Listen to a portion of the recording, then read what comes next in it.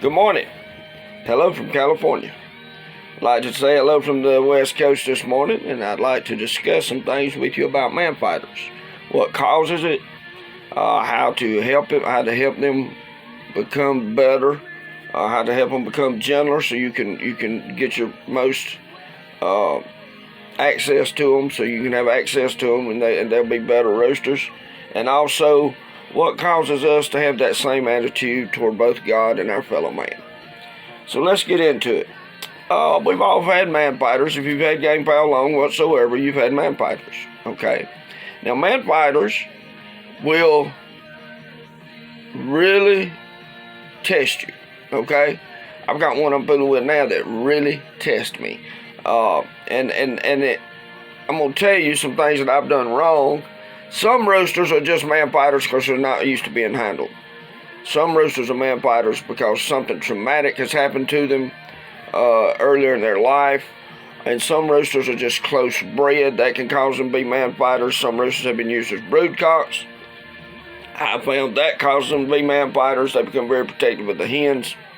It's a natural protection thing, much like we have with our families. But regardless of what gets them there, let's deal with the fact that they're there. Man fighters, and I'm going to tell you what, I've calmed a lot of man fighters with a toothbrush. I've had some videos. Y'all can see some Facebook Live videos of me if you want to go search for them. Me with a toothbrush scrubbing a rooster's head. You can take a toothbrush, soap and water, scrub a rooster's head, rub him, and it does him so good he will just calm right down. A lot of times, that's all it takes to get them. They just need to know that an interaction with you is going to be a good thing, okay?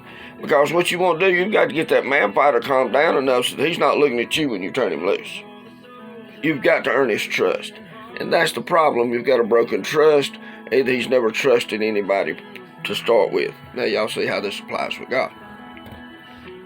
So you've got to earn his trust, okay? Now, and it's a lot harder. When I was young, man, I could just reach and get one so fast. I could get him if he thought about hitting me. And now that I'm older, I'm a little slower. And when I reach to get him, I get him just in time to get cracked. Get these knots all over my arms and all that type thing. But I'll tell you another way you can do it. If you've got a mean rooster in the cock house, leave your lights out. Do all your other roosters, turn your lights out and go get him. That's the way I'm having to do this around here. Just have to get him in the dark. And that's important to do.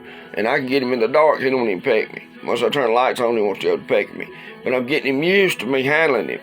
The longer I can do him with that, I'll eventually get him where I can get him in daylight, or in the light. But right now, it's a dark deal. I'm having to get him in the dark and bring him out. You can do that in drop-out pens, and you can do that in keep stalls too. So that's just something that just cut the lights out. Have it where you can we all have dark out rooms. Have it where you can keep it dark, cut the lights out. It's a good thing to do. All right, now, let's compare this to some things that happens with us and with God. All of us have suffered offenses.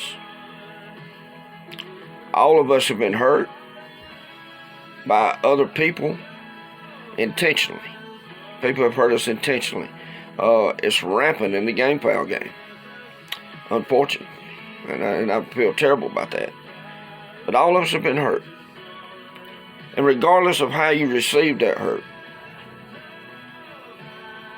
there's a secret to restoring relationships with God, and that's called forgiveness. Forgiveness is sometimes hard.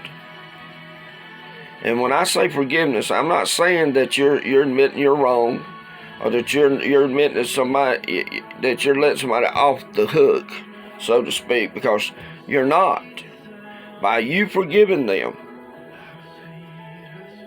you're actually turning them over to God for Him to deal with. You're saying, Lord, I trust you enough to deal with this. You see, trust issues, just like that rooster has trust issues with you. It becomes that we have a trust issue with God. We want to take revenge for wrongdoing. Boy, I'm talking to me. We want to take revenge for wrongdoing.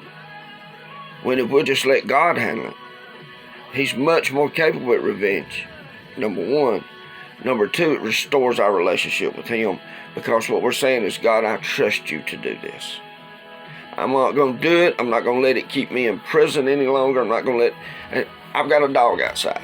I love this little dog. She's little no more. She's big, Great Pyrenees.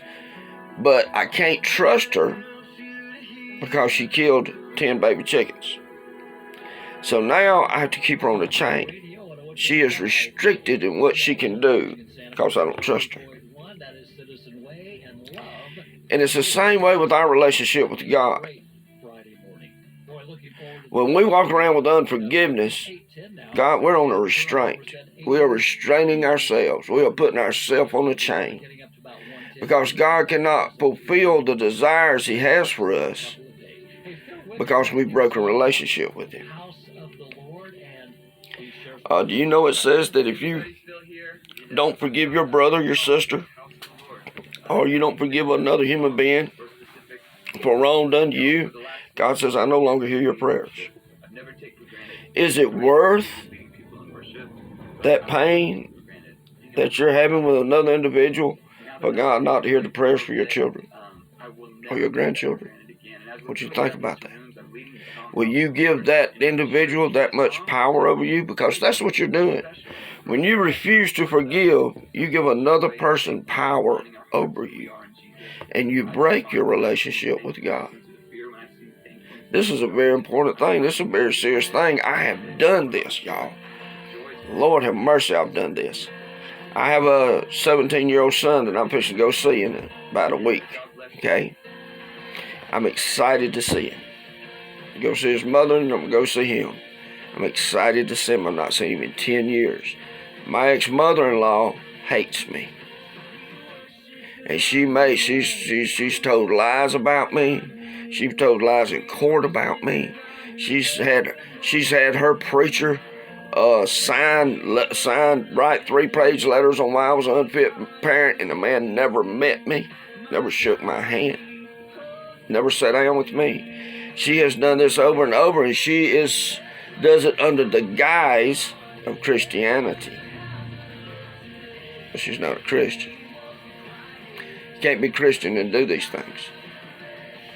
You can't read this Bible and see where you can treat other people that way, especially those of faith. I've reached out to her several times. She refuses to talk to me, and that's fine. But I went through a period of time where she claimed I was this bad guy, so I became the bad guy. Well, that was just what the enemy wanted. Certainly didn't restore a relationship with my son. But I had to come to a time where I could forgive her. Even though we have nothing to do with each other, I forgave her. And I was thankful to her for what she did do for my son. And I had to come to that agreement. I had to start living that. And I actually called and left a message on her phone telling her that. But it was a hard thing for me to do, because I used to have dreams about killing all of them. So I'm just telling you, I used to have dreams about showing it up over there and get my, because last time I heard my little boy tell me, he was 7 years old, and he said, Daddy, please come get me. I don't want to be here. This is ridiculous. And she never let me talk to him after that. 7 years old, had lived with me till then. And she used game files, part of the reason she didn't want. She told all the judges that I had game file and what I done, and they told me that was contributing to the delinquency of a minor. And just the whole 9 yards. And she used any kind of passion I had against me. But now, the day my son turned 18, he moved out of that house and in with my sons. So God restored our family. But I had to come to the point to forgive her first. And I'm giving you that for an example, okay? Because I know a lot of you, man, we've all been hurt. We've all had people hurt us that we really thought and loved and believed in, and they just hurt us, and they done it with malicious intent. We know that happens. What you got to learn is forgiveness frees you. Let's, you know, I'm quick to judge people. On a previous thing, I judged some people in Kentucky and maybe judged them too quickly and made some people mad, which was my intention. I was trying to get people mad so they'd get up and do something. I don't want the people in Kentucky, whom I love dearly, to lose what rights they have left. And if they don't act, they're going to. I try to let them know that by them not acting, they appear weak. And they do. And that's why you got bullies picking on you now. Steve Hendy's a bully. Steve Hendy's a self-admitted bully. He said he was a bully all the way through school. He's a self-admitted bully, and the reason he put Kentucky in his crosshairs is because he sees y'all as weak. And the only way you're going to be able to make your presence known is to get with Darcy and go do something. There's things in the works, but I'm not going to say them on here because I don't want to because the animal rights people watch me all the time, okay? So I'm not going to say it on here for sure because they know that I consider them paganists. They are paganists. I have challenged Steve Hendy to debates, biblical debates. He refuses to accept them. I've challenged him to boxing matches as he refuses to accept those too. In my opinion, Mr. Hendy, you are a coward. And that's just the truth. I hope and pray for you. Hope and pray that you the veils fall off your eyes and the scales fall off your eyes, and that you're able to see how sinful what you do is, and how you hurt other people intentionally, and how you are a pagan by putting creation over the Creator. But and this is one of my favorite verses of Scripture. It's in Matthew 7. Let's read Matthew 7. Judge not that you be not judged. For with what judgment you judge, you will be judged. See, we like that judge not that you be not judged. We don't like that, but we don't understand that second part. For the measure you use, it will be measured back to you. You gotta be careful how you set the bar. When we judge other people, just for example, excuse me, I judged people in Kentucky for not showing up for the event. Well, we've got an event coming up in August here in California. So I had to, I said, you know what, you not even made reservations or plans or anything for this event right here in your backyard, so you better do that. So I did that yesterday, because I can't judge other people unless I'm willing to be measured by the same measure. And this, so I am going to be attending the California Game File Breeders deal, and look forward to hearing Bucky Harless. Bucky's very, very talented and a man I have great respect for. So I look forward to hearing him. But I want to get, and let's think about the Lord's Prayer. You know, because as when the disciples asked Jesus to teach them to pray, and he was teaching them to pray, and it said, Father, forgive us as we forgive those who trespass against us. Now, think about that for a minute. That's scary. It don't say, Father, forgive us, and we're going to forgive those that trespass against us, that have hurt us. No, it says, as. Forgive us as we forgive those, in comparison to how we forgive those. So, you're asking God, forgive me in the same manner that I forgive these people. That's scary. But Jesus said this is how you need to pray. Because God teaches us. For example, I remember in the scripture where a person brought a gift to the altar. And a man stopped him and said, don't even take your gift with you. And if you got aught with your brother, go get it straight. Then bring your gift to the altar. Because God can't accept it until then. See, God's all about us getting along.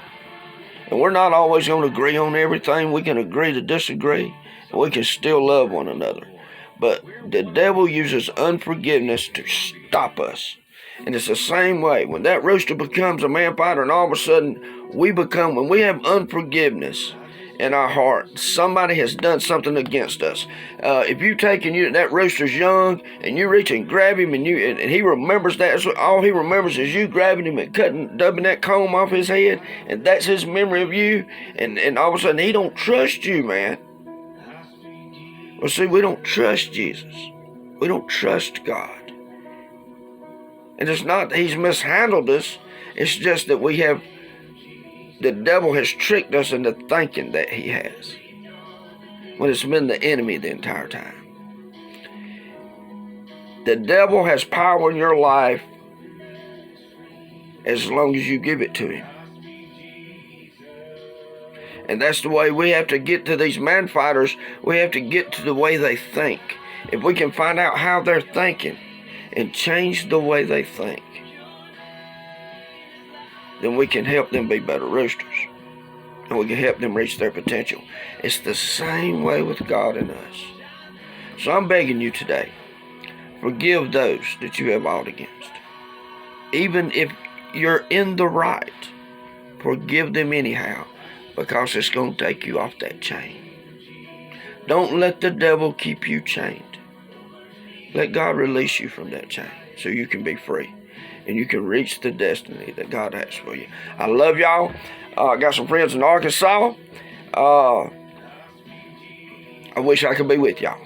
Joey, we love you, brother. It's a benefit for him. They're having a poultry show that's a benefit for Joey, and Joey's battling some cancer and just found out he's going to be a father. Joe, we're thinking about you. We sent some things to be rifled off. I hope they got there in time. I hope I'm able to lead the invitation or the invocation tomorrow before y'all get started. I've asked Jason for the right to do that. I hope I'll be able to. If he'll just hit me up on Duo or something, I'll be glad to do that for him. I love y'all. Y'all send me your prayer request. Subscribe to this here little YouTube channel. I've had to come to YouTube because Facebook didn't like me calling the animal rights people paganist, which is what they are. Sometimes truth hurts. Y'all be good. Love you. See you later.